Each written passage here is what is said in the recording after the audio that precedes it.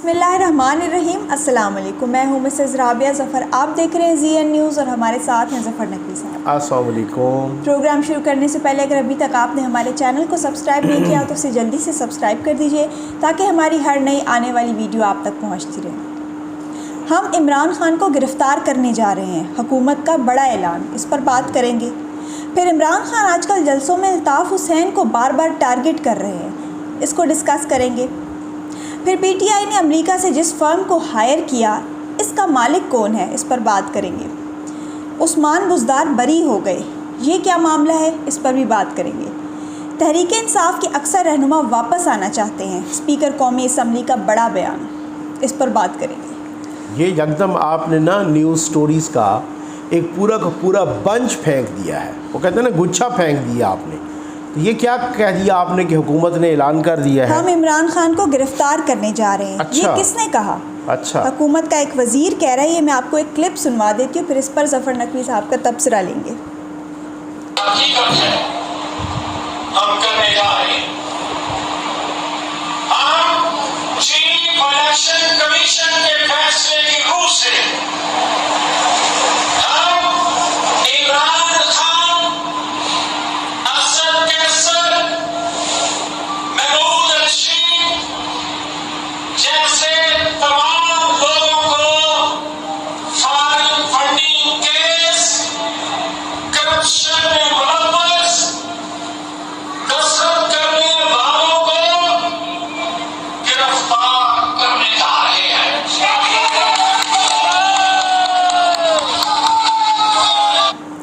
ये क्या और वैसे ये भड़क है या वाकई नहीं, ऐसा कुछ मैं होने वाला? इसको नहीं, मेरी एक बात सुन लें। भड़क हो या जो भी हो, सहाफ़ी का क्या होता है, सहाफ़ी या तजियाकार या हम जो जिस तरह का प्रोग्राम कर रहे हैं, कोई बेस होनी चाहिए न्यूज़ की। ये हुकूमत के वज़ीर हैं जावेद लतीफ़ साहब। अच्छा, जावेद लतीफ़ साहब ने अगर ये कहा होता कि उनको गिरफ़्तार करना चाहिए, फिर एक और बात थी। और अगर ये कहा हो तो मैं का लफ्ज़ इस्तेमाल नहीं किया, बल्कि कहा है कि हम इलेक्शन कमीशन के फ़ैसले के मुताबिक इमरान खान, महमूद रशीद, असद कैसर, इन लोगों को गिरफ़्तार करने जा रहे हैं, यानी हुकूमत। ये तो क्लियर कट एक उन्होंने बयान दे दिया है, जैसे उन्होंने हुकूमत की पॉलिसी, ये हो सकता है कल तक इसका कोई वजाहत आ जाए या इसके कोई बयान आ जाए, ये इस तरीके से कुछ हो जाए, क्योंकि ये बात ये है कि चाहिए नहीं। उन्होंने वाज़े ऐलान किया है कि हम गिरफ़्तार करने जा रहे हैं। अच्छा, ये उन्होंने क्यों कहा? असद कैसर, मियां महमूद रशीद, ये हलचल तो मच गई है ना बहुत ज़्यादा। ये इससे पहले वाली वीडियो मैंने इसी वजह से तमाम जनाब वफाकी वज़रा, मुशीरान ये यहाँ पे इस्लामाबाद में आके बैठ गए, जो क्या मामला क्या है, माजरा क्या है। इनके नाम पे 2 नंबर अकाउंट्स खुले, जो वो बेनामी अकाउंट जिनको कहते हैं, असल में तो बेनामी नहीं थे, वो अकाउंट्स खुले थे मियां महमूद रशीद के नाम पे, इमरान इस्माइल के नाम पर, असद कैसर के नाम पर, कासिम सूरी के नाम पर। 2 अकाउंट्स थे इमरान खान के नाम पर। तो ये जाली अकाउंट खोल के, बैंक अकाउंट्स जो इमरान खान के दस्तखतों से खुले, इमरान खान के दस्तखतों से उनसे पैसे निकलते रहे, तो उसकी बुनियाद पे मियां जावेद लतीफ़ साहब हुकूमत के वज़ीर कह रहे हैं कि हम इस 2 नंबरी पर, इस जालसाजी पर इमरान खान और उनके रफ़का को गिरफ़्तार करने जा रहे हैं। अब देखें कि क्या होता है, क्योंकि ये वैसे अगर आप इसको जिस अंदाज से भी देखें, ये बहुत बड़ी ख़बर है। मैं समझता हूँ अब तक की बहुत बड़ी ख़बर है। अगर ये भी कह दें तो ये कोई गलत नहीं होगा। अच्छा, शायद इसीलिए कल फवाद चौधरी साहब ने भी बयान दिया कि अगर ये हुकूमत बनीगाला पर छापा मारेगी तो हम जाती उम्रा पर छापा मारेंगे। हाँ, ये आपने बिल्कुल ठीक कहा, बिल्कुल इसी तरह से। भाई मैं उनसे ये पूछूं फवाद चौधरी साहब से कि आप जाती उम्रा पे किस हवाले से मारेंगे छापा? आप मरियम नवाज़ के ख़िलाफ़ कोई और ऐसा केस है जो रजिस्टर्ड है, कोई और ऐसा उन्होंने कोई वो तो जो नैब वाला, जो 2 नंबरी वाला, जो सियासी इंतकाम वाला केस, वो तो इधर है। वो तो कह रही हैं अगर कसूरवार हो तो आप मुझे टांग दें, अगर मेरा तो कोई कसूर नहीं है तो अभी तो वो पेशियाँ भुगत रही हैं, और वो कह रही हैं कि अगर मेरा कसूर नहीं है तो फिर मुझे इंसाफ दिया जाए। उसने ये थोड़ी कहा है कि मुझे फौरी तौर पे बरी करो, चाहे कुछ भी हो, वो ये तो नहीं है ना। अब उनके ख़िलाफ़ तो कोई केस ही नहीं है, तो आप किस बुनियाद पे वहाँ छापा मारेंगे? और यहाँ तो केसेस का अंबार लगा है। मैं तो समझता हूँ कि अभी कमज़ोरी है। देखते हैं कि ये क्यों नहीं गिरफ्तार कर रहे, ये क्यों नहीं छापा मार रहे, ये क्या वजह क्या है। और अगर गिरफ्तार किया है उनकी भी मुलाकातें करवा रहे हैं, जिनको गिरफ्तार किया गया उनकी मुलाकातें करवा रहे हैं। यानी शहबाज गिल साहब की रात के अंधेरे में मुलाकातें हो रही हैं। ये हालात हैं। मैं आपने ये मुलाकातों का जिक्र किया ना, मैं आपको बताऊं, मुझे एक एक्स पार्लियामेंटेरियन बता रहे थे, बहुत ही जयद नाम है, वो मुझे बता रहे थे कि ये कि जो जेल का जो सिस्टम होता है, ये इस मुलाकात से मुझे याद आ गया, ये इतना प्रोटेक्टेड सिस्टम है कि एक ताला आपकी वो बैरक को लगता है, या वो जो रूम होता है या जो भी है कोठी छोटी, ठीक है ना, उसको लगता है। एक ताला वो बैरक का जो अहाता होता है उसको लगता है। एक ताला जो आपके 4 5 6 7 बैरक्स होती हैं उसके अहाते वाले को लगता है। एक ताला जो सारे का सारी बैरक्स होती हैं उसके अहाते को लगता है। एक ताला लगता है उससे सारे ओवरऑल जो जेल का अंदर का होता है माहौल उसको लगता है। और एक ताला बिल्कुल फुल बाहर लगता है। तो ये कोई 7 8 10 ताले लगते हैं। और जब वो गिनती खुली और गिनती बंद वाली बात है, जब गिनती बंद हो जाती है और ये सारे अंदर आ जाते हैं और ये ताला लगता है, तो फिर उस सारों की चाबियाँ जाती हैं जेल सुपरिटेंडेंट के पास। और वो अब आप अंदाज़ा कीजिए कि उन सारे तालों को खोल के वो बाकायदा रजिस्टर्ड होती हैं, एक एक चीज़ रजिस्टर पे लिखी जाती है। और वो उन सारे तालों को खोल के जब शहबाज गिल को यहाँ पे रात के अंधेरे में इमरान खान से मिलवाया गया, मुझे वो साहब बता रहे थे कि एक दफ़ा मुझे यहाँ से अडियाला जेल से मुंतकिल किया जा रहा था कोट लखपत जेल, और वहाँ जब गए तो गिनती बंद हो गई थी और रात हो गई, तो मुझे जेल के हॉस्पिटल में रखा गया, क्योंकि वो फिर से ताले खोलने पड़ते हैं, इतनी सख्ती होती है। लेकिन फिर भी वो शहबाज गिल साहब को जी, और शहबाज गिल साहब को कुछ सहाफ़ी बता रहे थे, कुछ ज़राए बता रहे थे, ज़ाहिर है पता होता है कि शहबाज गिल साहब को जेल में B क्लास दी गई है। क्या बात है। ये मेरा ख्याल है, शायद मुझे अगर मैं भूल नहीं रहा तो मोहसिन बेग साहब बता रहे थे कि ये शहबाज गिल साहब को B क्लास दे दी गई है। वो कौन से वायसराय लगे हैं कि जिनको B क्लास दी गई है। इसी इल्ज़ाम में कुछ अफसरान कैद हैं जो ख़ुद फ़ौज के अफसरान हैं, उनको वो क्लास नहीं मिली, लेकिन शहबाज गिल को B क्लास मिली हुई है उधर। ये हालात हैं। अच्छा, ये आजकल इमरान खान साहब बार बार अपने जलसों में अल्ताफ़ हुसैन को टारगेट कर रहे हैं। अल्ताफ़ हुसैन को टारगेट करना उनका बनता है। असल में मसला पता है क्या है, सियासत में ना हम तो कहते हैं इतना सादा भी नहीं है खान साहब। उनको अच्छी तरह से पता है कि इनके लिए जगह बनाई गई, अल्ताफ़ हुसैन को फारिग किया गया, नवाज़ शरीफ साहब को फारिग किया गया, वो खला पैदा किया गया ना, ताकि खला जब बने दूसरा लीडर होगा नहीं, इमरान खान साहब को उधर फिट कर देंगे। वो बड़े प्री प्लान तरीके से सारा कुछ हुआ ना। इनके लिए जगह बनाई गई, जब जगह इनके लिए बन गई उनको फारिग किया गया। ये जानबूझ के उनको टारगेट करते हैं। इनको पता है कि अब जब तक अल्ताफ़ हुसैन वहाँ पे एक्टिव नहीं होते, तब तक ना पीपल्स पार्टी कुछ कर सकती है इमरान खान का कराची में, ना जो MKM है मौजूदा, जो MKM पाकिस्तान जिसको बोलते हैं, ना वो कुछ कर सकती है। अगले इलेक्शन में फिर यही 20-21 सीटों में से 12 13 14 या 15 इमरान खान इसी तरह ले जाएगा। ठीक है। अब इनको ख़तरा है कि भाई अल्ताफ़ हुसैन साहब लंदन में रहें, इधर आएँ, वहीं पे बैठे रहें, उनको एक्टिव करने का प्लान है। इनको ये खदशा है। आज भी कुछ लोग कह रहे थे, और वो ठीक कह रहे थे, क्योंकि हम खुद कराची में 5-6 साल रहे हैं, 2014 से 2019 तक। खुद मुझे पता है सारे सिस्टम का। वहाँ पे वो खालें देते थे, वो कहते हैं जनाब हम खालें देते थे, हम जनाब वहाँ पर कोई ज़कात शकात देते थे, और फिर सारा साल घर बैठे हमारे सारे काम हो जाते थे। और आज वो अल्ताफ़ हुसैन को मिस कर रहे हैं। कहते हैं अब हम रुल गए हैं। कसूर तो खैर उनका अपना है, क्योंकि 2 करोड़ का शहर था, और 2 करोड़ के शहर में अल्ताफ़ हुसैन साहब के लिए 2 लाख बंदे भी नहीं निकले। नारा उन्होंने नो डाउट गलत लगाया था। मैं ये कभी भी नहीं कहूँगा कि जी उन्होंने नारा गलत नहीं लगाया और उन्होंने नारा ठीक लगाया, लेकिन उससे तो 10 गुना, अब तो वो बातें ख़त्म हो गई ना, उससे तो 10 गुना नारे गलत इमरान खान साहब लगा चुके हैं ना। इनको तो किसी ने कुछ, इनका तो बाल भी कहीं नहीं हुआ। तो असल में अल्ताफ़ हुसैन को ये टारगेट इसलिए कर रहे हैं कि पक्की रिपोर्ट है इनके पास कि जनाब अल्ताफ़ हुसैन, अब वो जैसे कहते हैं ना कि अगले सितंबर के आखिर में नवाज शरीफ साहब को लाने का प्लान है, उनको पता होता है कि जो मेरे लिए ज़्यादा ख़तरनाक हो सकता है टारगेट, ये उसी को करेंगे। अब हमें खबर ही कोई नहीं थी, लेकिन इन्होंने पहले ही टारगेट करना शुरू कर दिया था शहबाज शरीफ को, किसी तरीके से इसको मैं अंदर ढक दूं, क्योंकि इसी को प्राइम मिनिस्टर बनाने लगे हैं। ये किसी को खबर ही नहीं थी। बाद में पता चला अच्छा यार वाकई तो ठीक बेचारा कह रहा था कि शहबाज शरीफ को ही ढकना है, क्योंकि इसी का प्राइम मिनिस्टर बनाने का प्लान था। तो उसको समझ आ गई है, इसी वजह से वो बार बार अल्ताफ़ हुसैन को टारगेट कर रहा है, क्योंकि उसको समझ है कि अब अल्ताफ़ हुसैन को वहाँ कराची में एक्टिव करके वहाँ पे मैंने जो 2 नंबर तरीके से वो सीटें ली थी वो उसका ख़ात्मा होने जा रहा है।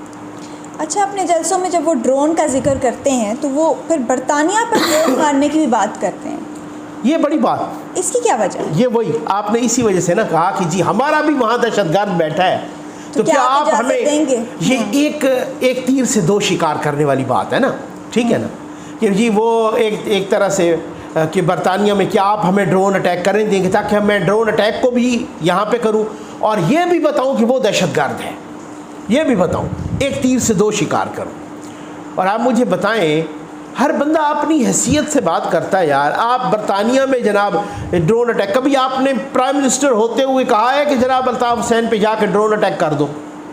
कभी प्राइम मिनिस्टर होते हुए कहा है? वहाँ तो आप क्या कह रहे हो? कल के जलसे में आपने कहा कि भाई अच्छा, आजकल यूथ ये कह रहे हैं, यूथ ये गाली तो बहुत देते हैं, यूथ ये कह रहे हैं जनाब उन्होंने कहा था मैं दोस्ती चाहता हूँ अमेरिका के साथ, ठीक है ना, ग़ुलामी नहीं चाहते। ये तो सदर अयूब ने भी कहा था, उन्होंने बुक लिखी थी फ्रेंड्स नॉट मास्टर्स, इसमें ऐसी नहीं कौन सी बात है। तो माफ़िया मांगने अब आ गए हैं, आपको पता है वो उन्होंने वहाँ पे अपने बंदे सारे एक्टिव कर दिए कि यार किसी तरीके से जो बाइडन के गीटे गोडे पकड़ो, यही बात है। अच्छा, ये जो फर्म हायर की है अमेरिका की, मुसद्दिक मलिक साहब ने उसके मालिक का नाम बता दिया। हाँ, उस पर ये फेंटन, बहुत तनकीद हो रही है। फेंटन ये फर्म है ना, फेंटन ग्रुप है, और उन्होंने कहा है मुसद्दिक मलिक साहब ने कि ये फेंटन को आप वो करें, और वाकई आप सर्च कर लें, उनका यही ख्याल है। फेंटन, डेविड फेंटन उसका नाम है, उसके मालिक का नाम। और डेविड फेंटन ये कौन है? ये पाकिस्तान के जौहरी प्रोग्राम का दुश्मन है, पाकिस्तान की जौहरी प्रोग्राम का मुखालिफ है, इसको रोल बैक करने के हक़ में है, और वो कह रहा है कि इसको रोल बैक, इन प्रोग्रामों को रोल बैक होना चाहिए। अमेरिका के प्रोग्राम को वो रोल बैक नहीं करवाता, वो पाकिस्तान के प्रोग्राम को रोल बैक करवाता है, और उसी फर्म को हायर कर लिया है जनाब इमरान खान साहब ने कि हमारे ताल्लुकात बहाल करवाओ। भाई मैं आपको एक बात बताता हूँ, आप कहते हैं कि अमेरिका हमारे ख़िलाफ़ साजिश भी कर रहा है, और अमेरिका हमारे एटमी प्रोग्राम का भी दुश्मन है, अमेरिका ने ही मेरी हुकूमत ख़त्म की है, तो फिर आप अमेरिका के साथ दोस्ती करने में क्यों मरे जा रहे हो? फिर छोड़ो ना आप यार, क्या मसला है कि आप एक एक को बता रहे हो यूथियों को कि जी अमेरिका ने ही मुझे निकलवाया है, और ये अमेरिका के ही मोहरे बने हैं, और अमेरिका ने ही साजिश की और मेरी हुकूमत ख़त्म। फिर आप अमेरिकियों से आप गाड़ियाँ भी ले रहे हैं, आप अमेरिकियों से आप टेलीफोन पे बातें भी कर रहे हैं, अपना वीडियो कॉल्स पे उनके सफ़ीर से चोरी चोरी आप अपना फर्म भी हायर कर रहे हैं। अमेरिका में आपके लोग सेनेट को भी, उनकी सेनेट को भी अप्रोच कर रहे हैं। तो ये क्या 2 नंबरी और मुनाफकत है कि इधर से तो अमेरिका ने आपकी हुकूमत ख़त्म करवाई आपके बकौल, उधर से आप दोस्ती के लिए मरे जा रहे हैं। तो भाई छोड़े दोस्ती को ना, दोस्ती के लिए और बड़े ममालिक हैं, उनसे कर लीजिए। अजीब किस्म की कोई उस्मान बुज़दार बरी हो गए माशाअल्लाह। इसका मतलब तो है कि अब आगे फराह गोगी भी मासूम है, वो भी बरी होने जा रही है। बिल्कुल ऐसे ही है, बिल्कुल ऐसे ही है। आपको मैं एक बात बताऊं कि जब ये पहले आए ना, इनकी वो एंटी करप्शन डिपार्टमेंट में वो बंदा, वो डायरेक्टर जो फराह गोगी का वो कर रहा था, यानी इन्वेस्टिगेशन कर रहा था, उसको पहले इन्होंने हटा दिया, ठीक है। उस्मान बुज़दार साहब पे केस था, जाली ज़मीन की अलाटमेंट अपने नाम करवा ली, जाली कागज़ बना के ना उन्होंने, तो एक बंदे ने केस किया हुआ था ना, और काफ़ी पुराना केस था, जाली भाई इन्होंने ज़मीन अपने नाम करवा ली। अब ये साहब आए और ये इस हुकूमत ने आते ही ये काम किया है कि जल्दी जनाब एंटी करप्शन इस्टेब्लिशमेंट जो है ना, उसने जाके अदालत में बयान दिया है उस्मान बुज़दार साहब, वसीम अकरम प्लास साहब बिल्कुल बेगुनाह है। अदालत ने कहा चलो ठीक है जी, बरी होगी। जब इन्वेस्टिगेटर ही जाके कहे कि ये तो बिल्कुल ही मासूम है, बरी हो गया। अब आप देखना फरागोगी भी कुछ अरसे के बाद वो बरी हो जाएंगी। ठीक, खान साहब मुझे हैरत इस बात पे है क्योंकि यूथिया अकल से तो सोचता नहीं, सॉरी यूथिया का अपर चैम्बर तो है फारिग, वो तो ईवान बाला उसका बिल्कुल ही फारिग है कि वो सवाल करे भी खान साहब आपने तो हमें ये चूना लगा रहे हैं हर जलसे में कि ये आए ही इसलिए हैं कि अपने खिलाफ केसेस ख़त्म करवा रहे हैं। और भाई अभी तक तो उन्होंने एक अपना केस भी ख़त्म नहीं करवाया। शहबाज शरीफ वज़ीर आज़म हो के अभी तक पेश हो रहा है अदालतों में, कितनी दफ़ा गया है, चौथी दफ़ा तो जा रहा है। हमजा शहबाज वज़ीर आला होते हुए पेश होता रहा। आप आए हैं फरागोगी की इंक्वायरी बंद, आप आए हैं उस्मान बुज़दार बरी, अभी फरागोगी और पिंकी भी बरी होने लगी हैं, सारे के सारे बरी। तो केसेस तो आप ख़त्म कर रहे हो, आप कह उनका रहे हो, अल्लाह का नाम मानो, ये आप हमें बार बार जो चूना लगाते हो इसका क्या तू। लेकिन यूथिया ने सवाल नहीं करना, यूथिया शख्सियत परस्त है। यूथिया वो हमारे दोस्त हैं कर्नल रिटायर्ड जनाब राजा वसीम साहब, बहुत ज़बरदस्त इंसान है। वो एक पुरानी वीडियो हमने भी दिखाई थी, वो इधर इस्लामाबाद में जलसा था ना, तो एक यूथिया को वो हमारे दोस्त हैं ओन शिराजी साहब, उन्होंने इंटरव्यू किया तो एक यूथिया ने कहा जनाब खान साहब का पाखाना भी हमें पसंद है।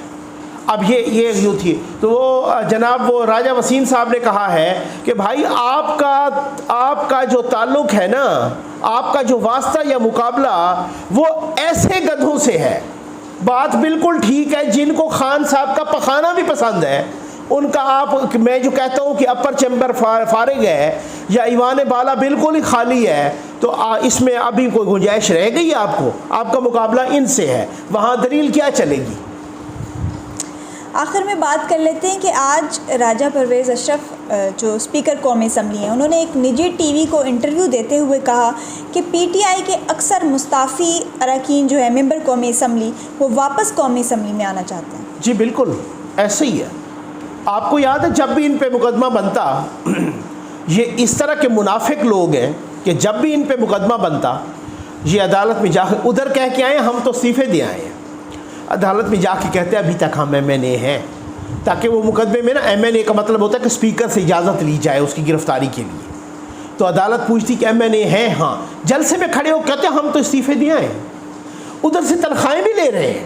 अब इमरान खान के अपने अकाउंट में तनख्वाह जा रही है, इन सब के फवाद चौधरी के अकाउंट में, इन सब के अकाउंट में तनख्वाहें जा रही हैं, उधर कहते हैं। अच्छा मैं आपको एक और दिलचस्प बात बताऊं, सुमरो साहब हैं, वो क्या नाम है उनको, उन्होंने वो एक्स चेयरमैन सेनेट भी रहे और वो अभी उन्होंने छुट्टी की दरख्वास्त दे मारी स्पीकर को, स्पीकर ने रिजेक्ट कर दी, उल्टा उनका इस्तीफ़ा भी कबूल कर लिया। माफ़ कीजिएगा, कुछ और लोगों ने भी छुट्टी की दरख्वास्त दी। स्पीकर साहब कहते हैं कि 14-15 तो ये कह रहे हैं कि जी हमने तो इस्तीफ़े दिए ही नहीं। कुछ लोग मुझे ये कह रहे हैं कि हमारे तो जाली दस्तखत इन्होंने ख़ुद से कर ली है। अब ये अंदाज़ है और इमरान खान साहब जलसों में खड़े होकर चे गुएरा बन रहे हैं। आखिर कोई तो वजह होगी कि हुकूमत फिर इनके इस्तीफ़े कबूल क्यों नहीं? मुझे तो हुकूमत की समझ नहीं आ रही। मैं तो ये कहूँगा, मैं तो समझ रहा हूँ कि भाई फौरी तौर पे करने चाहिए, लेकिन हो सकता है उनकी अपनी कोई हिकमत अमली हो सकता है उनको ही पता है कोई इंतखाबात से ज़रा थोड़ा सा टाइम 1-2 महीने पहले करो ना, ताकि इनको एक लंबा इंतखाब पड़ जाए, उस इंतखाब से पहले ज़िमनी वाला भी, ताकि इनकी सारी एनर्जी या सोर्सेज या जो कुछ भी है ना वो उसी तरीके से वेस्ट हो जाए। पता नहीं, हो सकता है उनकी ये स्ट्रेटजी हो, या पता नहीं, हो सकता है आप कुछ अरसे के बाद वो कुछ और करें तो ये देखना चाह रहे हो। लेकिन मेरे अपने ख्याल में, मेरी असेसमेंट में इन इस्तीफ़ों को फौरी तौर पे कबूल होना चाहिए था। तो अब देखिए पता नहीं कोई करने नहीं देता या क्या चक्कर क्या है, मुझे इस चीज़ की समझ नहीं आ रही। इसके साथ ही हमारे आज के प्रोग्राम का वक्त ख़त्म हो जाता है। उम्मीद है आपको आज का प्रोग्राम पसंद आएगा। अपना फ़ीडबैक ज़रूर दीजिएगा। अल्लाह हाफ़िज़।